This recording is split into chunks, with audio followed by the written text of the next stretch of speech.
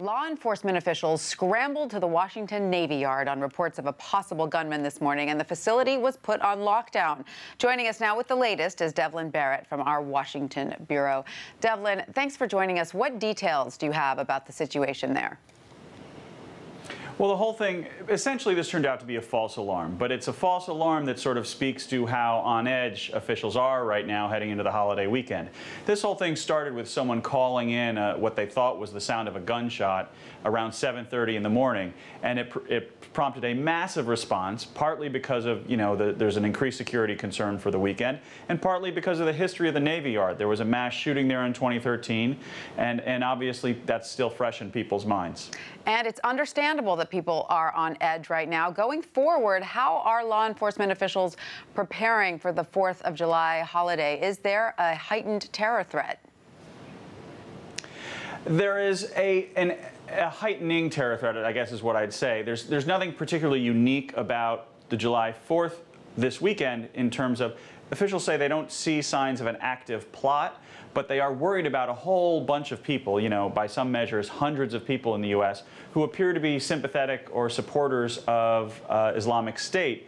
And there's a lot of concern about what some of those people might do, and there's also a lot of concern of once you're tracking hundreds of people, how do you figure out which one might actually try to commit an act of violence? So that's where the worry comes. There's always worries around the major holidays, including July 4th, but this one's a little different because of the sheer volume of people they are concerned about. So what's going on social media? Is it being seen as a driving force behind the threat of homegrown terrorism?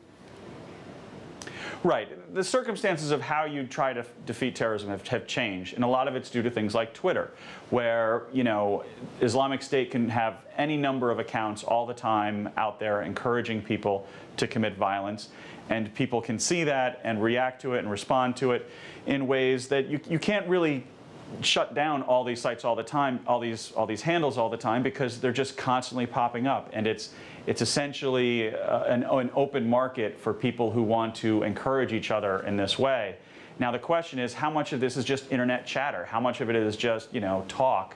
And that's the other part that's difficult for law enforcement. But yet there will be heavier police presence this weekend, correct? At monuments and federal agencies. Oh yes, you're going to see more. They're going to go out of their way to make themselves visible. The police.